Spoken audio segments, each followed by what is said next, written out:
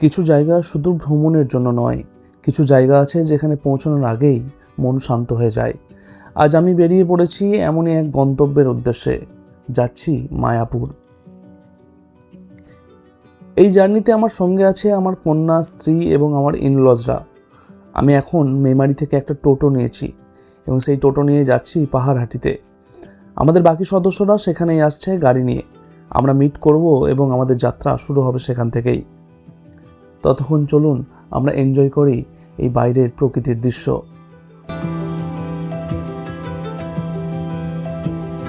আমরা পৌঁছে গেছি পাহাড়হাটিতে। আমাকে আরও কিছুক্ষণ সময় ওয়েট করতে হবে, কারণ আমার সঙ্গীদের আসতে আরও কিছু সময় লাগবে।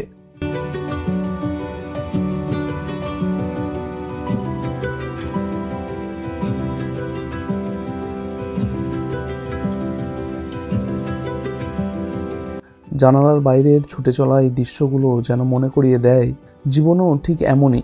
কিছু মানুষ আসে, কিছু স্মৃতি থেকে যায়, আর সময় এগিয়ে চলে নিজের গতিতে।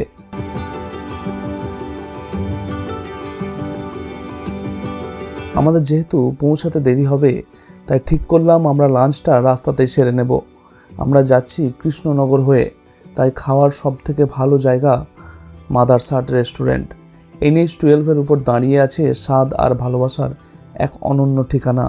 সুন্দর ইন্টেরিয়র এবং এক্সটেরিয়র, বড় পার্কিং সহ সুন্দরভাবে দাঁড়িয়ে আছে মাদারসাট। প্রায় 213 রকমের পদ সহ ইন্ডিয়ান, চাইনিজ এবং কন্টিনেন্টাল সব রকম খাবার পাওয়া যায় এখানে। দ্য বেস্ট পার্ট ইজ, এখানে আপনার অর্ডার যারা নেবেন, যারা সার্ভ করবেন, প্রত্যেকেই মহিলা। নারী শক্তির এক প্রদর্শনী বলা যায়। এছাড়া অনন্যা নামক রোবট চলে আসবে আপনার খাবার নিয়ে ঠিক আপনার টেবিলে। খাবারের স্বাদ বেশ ভালো, বিশেষ করে আমাদের ভালো লেগেছে দুধ শুক্তো এবং মুগ ডালটা অসাধারণ ছিল। আমরা খাবার খেয়ে স্যাটিসফাইড।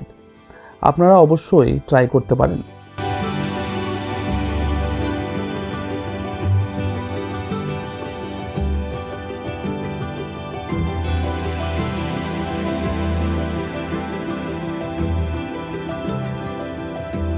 অবশেষে আমরা পৌঁছালাম গঙ্গা ও জলঙ্গির নদীর মাঝে অবস্থিত এক অপূর্ব আধ্যাত্মিক ভূমি মায়াপুরে। আর এখানেই রয়েছে ইসকনের মূল কেন্দ্র। আমাদের আজকের স্টে সেখানেই। আমাদের বুকিং ছিল ঈশ্বদায়ন ভবনে। আমরা সরাসরি গাড়ি নিয়ে পৌঁছালাম সেখানে। চারিদিক অপূর্ব সুন্দর করে সাজানো এক ভক্তি কেন্দ্র।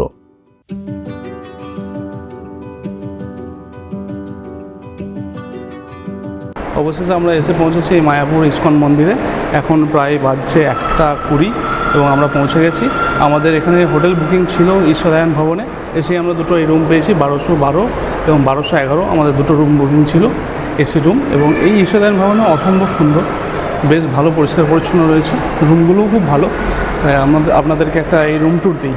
আমাদের এই দুটো রুমের মধ্যে আমরা এই একটা রুমে ঢুকছি, 1212। এটা আমাদের বুকিং ছিল। এটাতে আছে এই ডবল বেড। তবে এখানে ডবল বেডরুম হলেও এখানে বেডগুলো আছে সিঙ্গেল, দুটো বেড দেওয়া আছে, সিঙ্গেল বেড। এখানে আছে একটা টি টেবিল বা বসার টেবিলও বলা যায়। এখানে আপনারা বসে কোনো কাজকর্ম করতে পারেন বা চাটাও খেতে পারেন। এখানে দেওয়া আছে টি কিট ঠিক নয়, এখানে একটা ওই জল গরম করার বা দুধ গরম করার একটা ইলেকট্রিক কেটেল দেওয়া আছে। দুটো আপনার গ্লাস দেওয়া আছে। এখানে একটা প্রত্যেক রুমের জন্য একটা এই কমপ্লিমেন্টারি কিট দিয়েছে, যার মধ্যে ওই সব কিছুই রয়েছে। এমনকি সেভিং ব্রাশ পর্যন্ত রয়েছে। এই রয়েছে একটা কাভার্ড, এর মধ্যে আপনারা জিনিসপত্র রাখতে পারেন এবং এক্সট্রা বালিশ এবং কম্বল এর মধ্যেই দেওয়া আছে।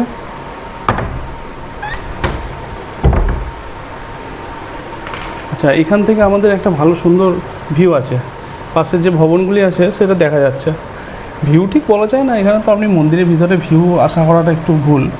তো ভালো, জায়গাটা বেশ পরিষ্কার পরিচ্ছন্ন এবং খুব সুন্দরভাবে সাজানো, ভালো লাগছে জায়গাটা। তো এছাড়াও এখানে আপনাকে একটা জিনিস আমরা মিস করে গেছি, যে এখানে জলটা কিন্তু সিল প্যাক ছিল। আমরা যখন এরকম ঢুকলাম তখন এই সিলটা কেটে এর মধ্যে ঢেলে দেওয়া হলো। তো এটা কিন্তু আগে থেকে থাকা জল নয়, আপনার সামনেই সিল কেটে দেবে এবং এর মধ্যে জলটা ঢেলে দেবে। এসি আছে রুমটিতে, এই দেখুন এসি চলছে। একটা এসি দেওয়া আছে। এবার আমরা একটু ওয়াশরুমটা দেখে নিই। এই হচ্ছে ওয়াশরুম, খুব পরিষ্কার পরিচ্ছন্ন। এই যে বেসিন রয়েছে, ওয়েস্টার্ন কোমোড রয়েছে। আচ্ছা, চান করার জায়গাটা আলাদা করা রয়েছে বাথরুমের থেকে, এবং এখানে গিজারের ব্যবস্থাও রয়েছে। এখানে চান করার কিটও দেওয়া আছে কিছু। তো শাওয়ার এবং হ্যান্ড শাওয়ারও রয়েছে, অসুবিধা হওয়ার কথা নয়। তো এখনও পর্যন্ত বেশ ভালো, বেশ পরিষ্কার পরিচ্ছন্ন। আর একটা জিনিস আমরা মিস করছি, এইখানটা একটা আপনার পাশে একটা ছোট্ট টেবিল দিয়েছে বা ডয়ার সময়, এর উপরে আপনারা জিনিসপত্র রাখতে পারেন, এবং ছোটোখাটো আপনার ফোন টোন এর মধ্যে বা এই তলার মধ্যে আর একটা জায়গা আছে, তো এই দুটোর মধ্যে আপনারা ব্যবস্থা করে রাখতে পারেন। এক্সট্রা দুটো বেড দেওয়া রয়েছে, যদি আপনাদের অসুবিধা হয় নিচে পেতে শোয়ার জন্য এক্সট্রা বেড দেওয়া রয়েছে, দুটো বেড আছে এক্সট্রা, সেটা পেতেও আপনারা শুতে পারেন। আচ্ছা, আরেকটা যেটা দেখার বিষয় সেটা হলো এখানে চারপাশে যে ভক্তিভাবের যে ছবিগুলি টাঙানো রয়েছে, যেটা একটা আলাদা মাধুর্য দেয়। যেহেতু আপনারা মায়াপুরে ইস্কনে এসেছেন, তার জন্য এইগুলো আপনারা দেখতে পাবেন। এছাড়া আপনার এইখানে রয়েছে শ্রীমদ্ ভগবদ্ গীতা, ইংলিশ ভার্সন এবং বাংলা ভার্সনে, এবং সংস্কৃততেও লেখা আছে। তো এই ছিল একটা ছোট্ট রুম টু। আমার তো বেশ ভালোই লেগেছে রুমটা। তো আপনারা জানাবেন আপনাদের কেমন লাগলো রুমটা। এবং আমার যেটা সবথেকে চোখ কেড়েছে, এই চেয়ারগুলিতে যে কাজগুলো রয়েছে, সুন্দর কাজ করা রয়েছে, একটা মিনাকারি টাইপের কাজ, বেশ ভালো লাগছে। এবং এই সেম কাজ আপনারা কিন্তু খাটেও পাবেন, সিঙ্গেল খাটেও কিন্তু সেম কাজ রয়েছে, দেখুন।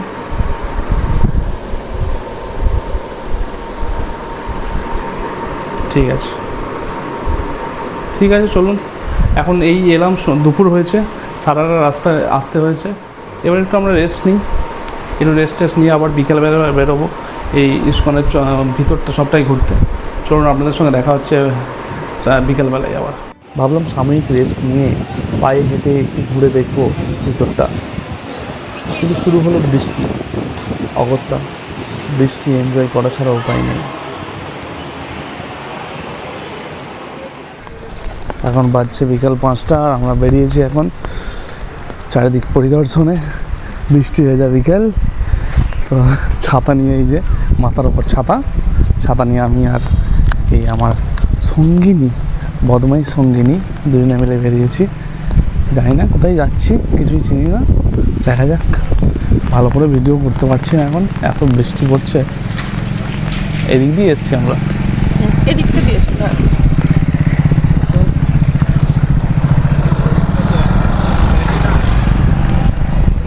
দেখা যাক কোথায় পৌঁছে।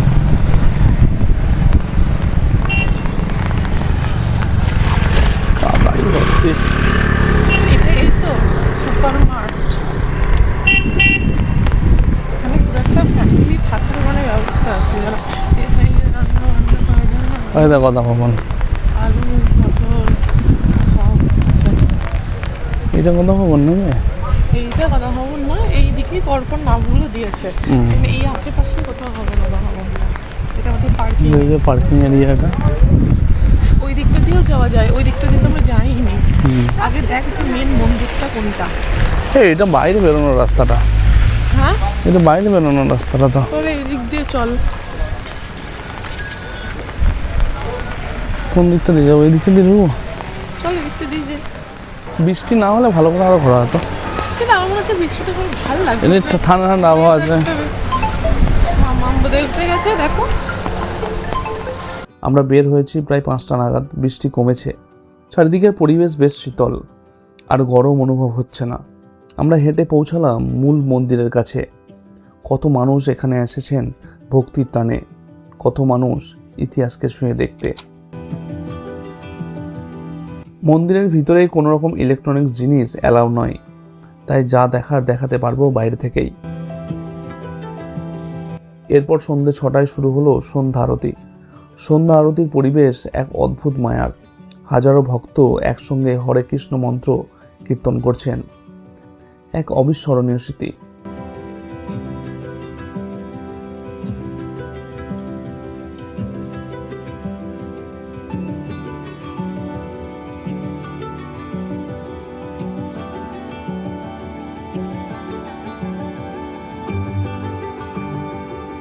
এসব দেখে ফিরলাম আবার ভবনে।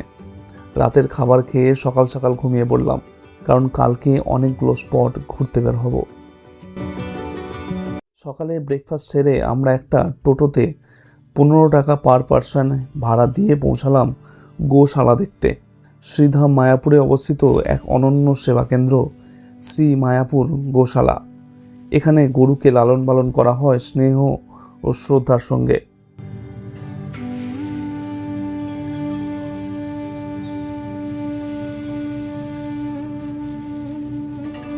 চারিদিকে শতাধিক গরু, ষাঁড়, বাছুরের আশ্রয়স্থান।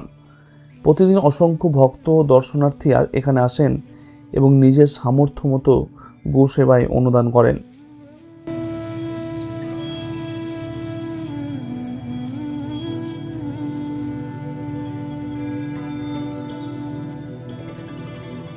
গোশালা ঢোকার গেটেই দুটো স্টল রয়েছে, যেখান থেকে পাবেন ঘি, দই, লস্যি এবং অন্যান্য দুগ্ধজাত সামগ্রী, যা আপনারা সংগ্রহ করতেই পারেন।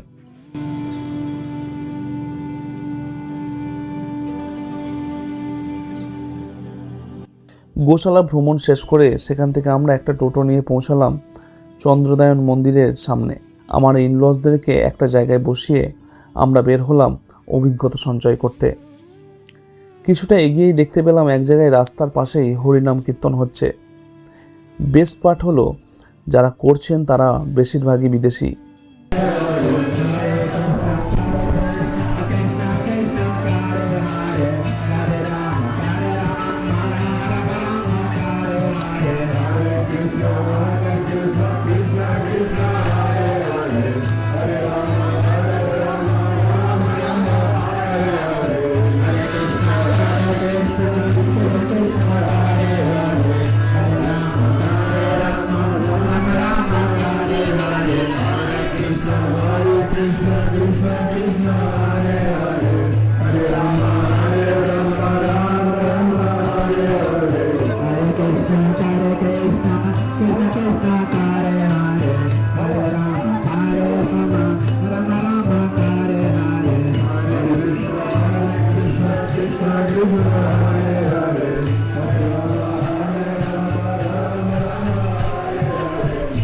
আবার এগিয়ে চললাম, পৌঁছালাম একটা সুন্দর কুঠিরের সামনে।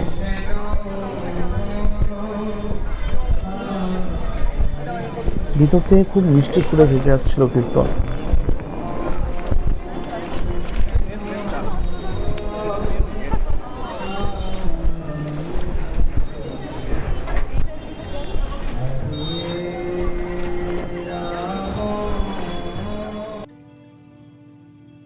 কিছুক্ষণ উপভোগ করে সেই পথ ধরে কিছুটা এগোতেই চোখে পড়ল শ্রী প্রভুপাদের মন্দির।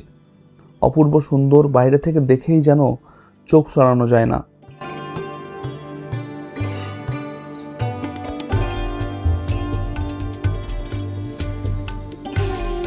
প্রথমে ভেবেছিলাম ভিতরে প্রবেশ করব না, কারণ তাহলে মোবাইল, ক্যামেরা সব জমা দিতে হবে, কিন্তু বাইরে থেকে কি দেখে আর মন ভরে। আমরা আরও এগিয়ে চললাম কাউন্টারের কাছে। সেখানে আমরা জমা রাখলাম আমাদের যাবতীয় ইলেকট্রনিক্স জিনিসপত্র এবং প্রবেশ করলাম মন্দিরের ভিতরে।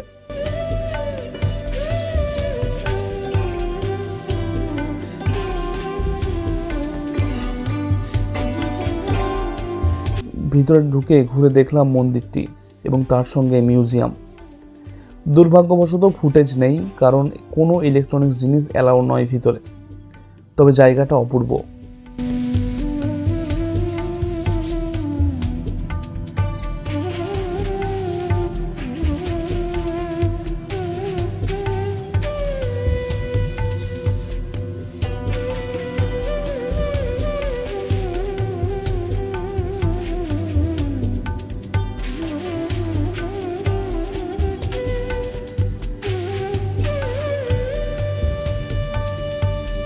এর পাশেই যে বৃহৎ মন্দির তৈরি হচ্ছে সেখানে প্রবেশ করিনি, কারণ প্রথমত প্রচণ্ড ভিড় ছিল, দ্বিতীয়ত মন্দির এখনও সম্পূর্ণ হয়নি, তাই দেখার মতো তেমন কিছু নেই বলেই আমার মনে হয়, আর তৃতীয়ত আমাদের সময় খুব স্বল্প ছিল। এখন বিকাল 3:30 বাজছে আর আমরা বেরিয়ে পড়েছি এই মায়াপুর ইস্কনের বাইরের যে সাইট সিনগুলি আছে বা যে মন্দির এবং স্থাপত্য শিল্পগুলো আছে সেগুলো দেখার জন্য। সকালের দিকে আমরা ঘুরে দেখেছিলাম ইসকনের ভিতরেই যা যা আছে সেগুলি। যেহেতু আমাদের 11টার ওপর হয়ে গিয়েছিল, তাই বাইরে ঘুরে দেখা হয়নি, কারণ প্রত্যেক মন্দিরই 12টায় বন্ধ হয়ে যায়। তাই আমাদের এই ভ্রমণ আজ বিকেলে শুরু করছি। আমরা বাইরে থেকে একটা টোটো বুক করে নিয়েছি, সেটা আসবে 6 নম্বর গেটে। আমাদের এই ঈশ্বরদয়ন ভবন থেকে 6 নম্বর গেট পর্যন্ত যেতে হবে আর একটি ভিতরে টোটো করে। পার পার্সন আমাদের ভাড়া নিয়েছে 10 টাকা করে। আমরা এই 6 নম্বর গেটের সামনে থেকেই চেপে পড়লাম আমাদের নতুন বাহনে, যাকে আমরা আগে থেকেই বুকিং করে রেখেছিলাম আমাদের সাইট সিনগুলি করার জন্য। আমরা পৌঁছালাম আমাদের আজকের প্রথম সাইট সিনে, শ্রী চৈতন্য মহাপ্রভুর জন্মস্থানে। 1486 খ্রিস্টাব্দে নদিয়া জেলার নবদ্বীপে তার আবির্ভাব ঘটে। নিমাই নামে পরিচিত এই মহান সাধক প্রেম, ভক্তি ও হরিনাম সংকীর্তনের মাধ্যমে সমগ্র ভারতবর্ষে এক নতুন আধ্যাত্মিক জাগরণের সূচনা করেন। তার শিক্ষা ছিল মানবতার প্রতি ভালোবাসা, সহমর্মিতা এবং ঈশ্বরের প্রতি একনিষ্ঠ ভক্তি।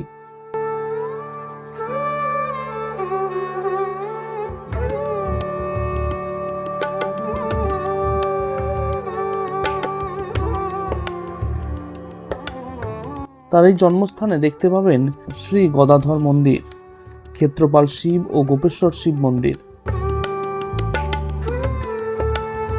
তার জন্ম কুঠির রাধা গোবিন্দের মন্দির,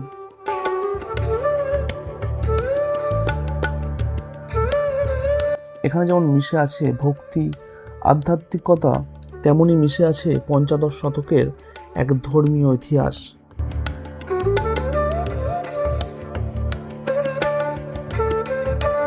আমরা দর্শন শেষ করে এগোলাম পরের স্থানের জন্য।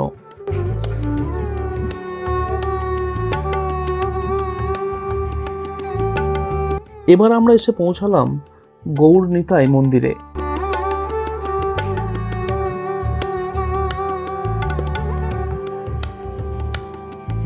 অদ্ভুত সুন্দর একটা মন্দির।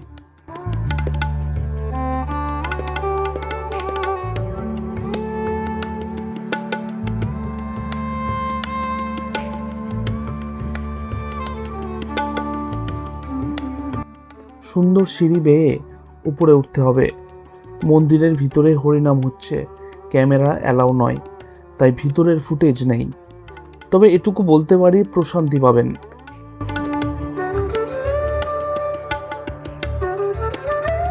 মন্দিরটি একটি রাজপ্রাসাদের মতো সাজানো, ঝকঝকে পরিষ্কার। আপনি শুধু প্রশান্তিই পাবেন এমন নয়, এর সঙ্গে দেখতে পাবেন সূক্ষ্ম শৈল্পিক কাজ। আমার এই জায়গাটা বেশ ভালো লেগেছে। যদি এখানে আসেন, অবশ্যই একবার দর্শন করে যাবেন।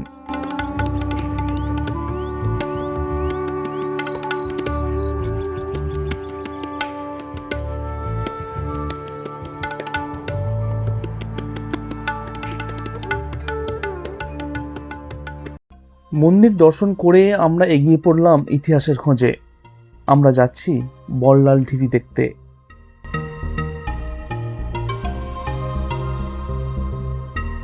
আমরা পৌঁছে গেছি বল্লাল ঢিবিতে। নদিয়া জেলার বামনপুকুরে অবস্থিত এই প্রত্নস্থল ইতিহাস প্রেমীদের কৌতূহলের কেন্দ্রবিন্দু।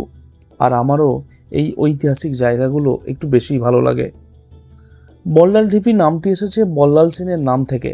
তবে ইতিহাসবিদদের মধ্যে এখনও মতভেদ রয়েছে, এটি কি ছিল, একটি বৌদ্ধ বিহার বা স্তূপ, নাকি সেন রাজাদের রাজধানীর কোনো গুরুত্বপূর্ণ অংশ। 1982 থেকে 88 সালের মধ্যে এএসআই এখানে ব্যাপক খনন কার্য চালায়। সেই খননে উন্মোচিত হয় বিশাল প্রাচীর, উপাসনা কক্ষ, অলঙ্কৃত ইটের স্থাপত্য এবং বহু মূল্যবান প্রত্নবস্তু। সেখান থেকেই জানা যায় এটি 8ম থেকে 9ম শতকের স্থাপত্য।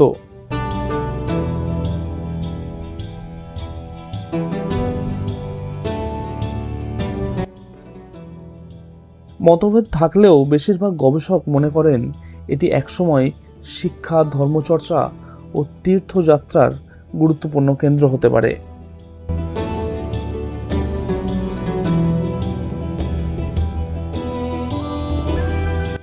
আজও বল্লাল ঢিবির নীরব ইটগুলো যেন অতীতের অজানা কাহিনী শুনিয়ে যায়।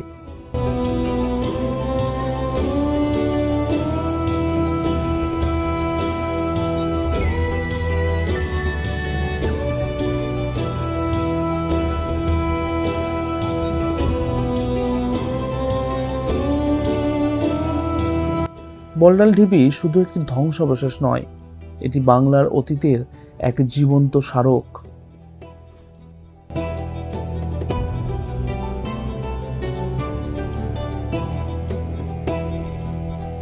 আমরা বল্লাল ঢিবি দেখে এসে পৌঁছেছি শ্রী শ্রী জগন্নাথ বলদেব সুভদ্রা মন্দিরে।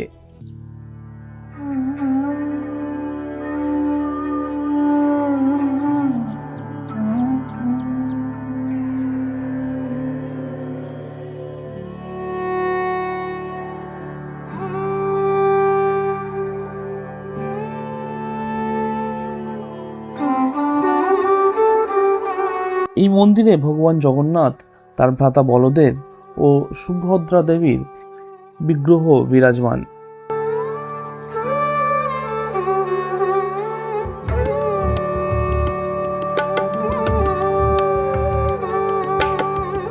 ভক্তদের বিশ্বাস জগন্নাথ দেব সকলের নাথ। তিনি জাতি, ধর্ম ও বর্ণের ভেদাভেদ ভুলিয়ে সকলকে তার অসীম করুণার ছায়ায় আশ্রয় দেন। আমরা যখন সেখানে পৌঁছাই তখন অনেক ভক্ত সেখানে জমায়েত হয়েছিলেন।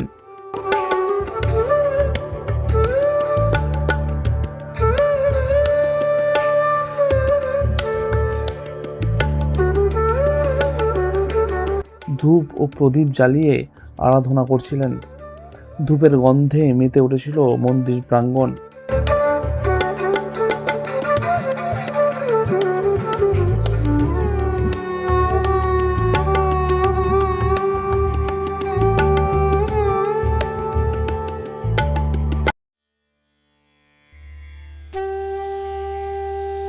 এই মন্দিরের ঠিক পাশেই রয়েছে আরো একটি মন্দির, সুন্দর সাজানো একটা জলাধার, তার পাশ দিয়েই রাস্তা চলে যাচ্ছে মন্দিরের দিকে।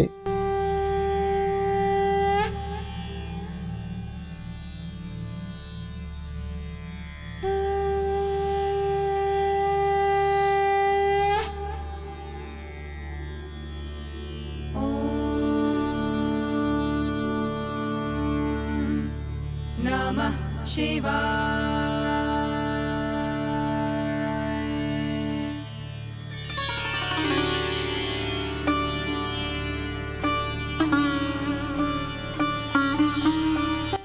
রাস্তার পাশে অসংখ্য গাছ, তার মধ্যে ফুলের গাছগুলিতে ফুলও ফুটেছে। অপূর্ব লাগছে জায়গাটা। এই জায়গাটা কিন্তু বেশ উপভোগ্য। আপনারা অবশ্যই এই জায়গাটাও ভিজিট করবেন, ভালো লাগবে অবশ্যই।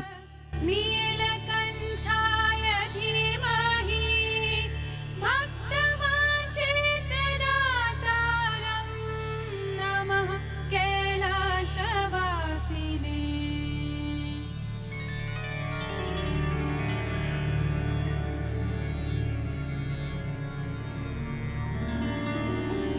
नमः सद्गुणदेवाय त्रिपुरान्तकाय नमो नमः भवभयहर करुणाकराय अनन्ताय नमो नमः।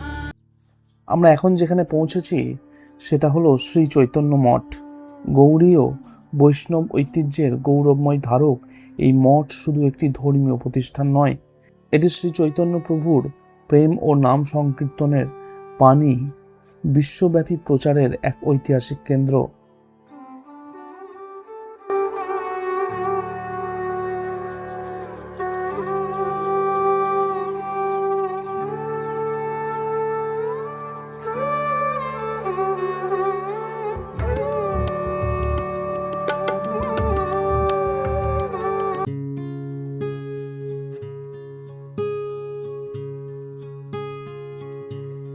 ভিতরে দেখতে পাবেন শ্রী গোবিন্দ মন্দির, শ্রীলা প্রভুপাদের সমাধি মন্দির, শ্যামকুণ্ড, রাধাকুণ্ড, গোশালা, শিলা প্রভুপাদ ভজন কুটির প্রভূত।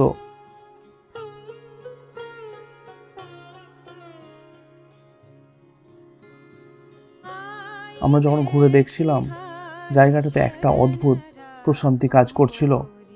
তার সঙ্গে মিশেছিল হরিনাম সংকীর্তনের আওয়াজ এবং ভক্তদের ভক্তি। राखो मोरी लाज मोहन भवसागर पार पाऊं आके तोरी शरण मोहन भवसागर पार पाऊं। প্রচুর মানুষ ঘুরে দেখছিলেন আমাদের সঙ্গেই এই মঠটি। এই মঠটি যেমন এক ধর্মীয় স্থান, তেমনি ঐতিহাসিক স্থানও বটে। लाज मोहन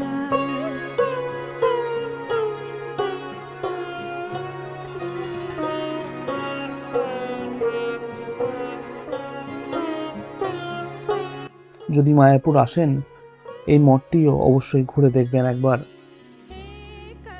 জায়গাটা অনেকটা বিস্তীর্ণ অঞ্চল জুড়ে, সবটা হেঁটে ঘোরা বেশ কায়িক শ্রমের ব্যাপার।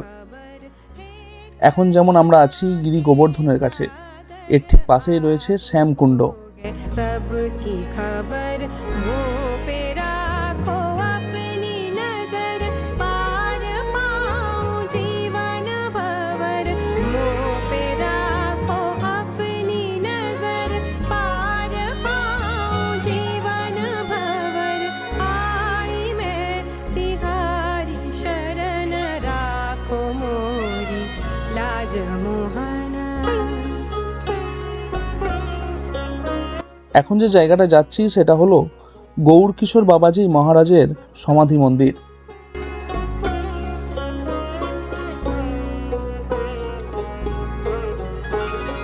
काम क्रोध लोभ এখন যেটা দেখছেন সেটা হলো শ্রীল ভক্তি প্রাঙ্গণ জ্যোতি গোস্বামীর সমাধি মন্দির। क्रोध लोभ हरो श्याम दो निज चरण धाम दीनन की लाज राखो এভাবেই আমরা সব জায়গাটা পায়ে হেঁটে ঘুরেছি। কত মানুষ কত রকম ভাবে যে আরাধনা করছেন তার একটা চিত্রণ পাবেন এখানে। এ এক কর্মযজ্ঞ।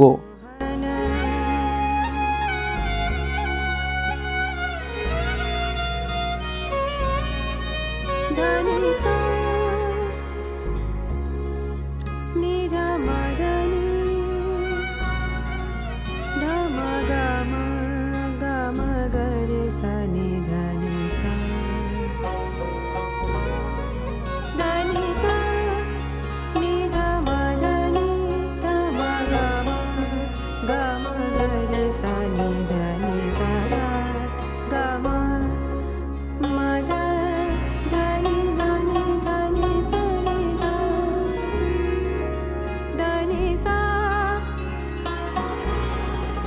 निध मदनि धनि सा मगर सा निध मग मगर सा निधनि सा ग मदनि धनि सा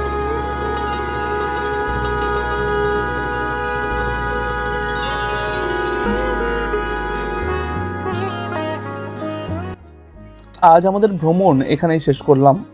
আমরা এবার ফিরছি আমাদের আস্তানায় ইস্কনের ঈশ্বরদয়ন ভবনে। আশা করছি পর্বটি আপনাদের ভালো লেগেছে।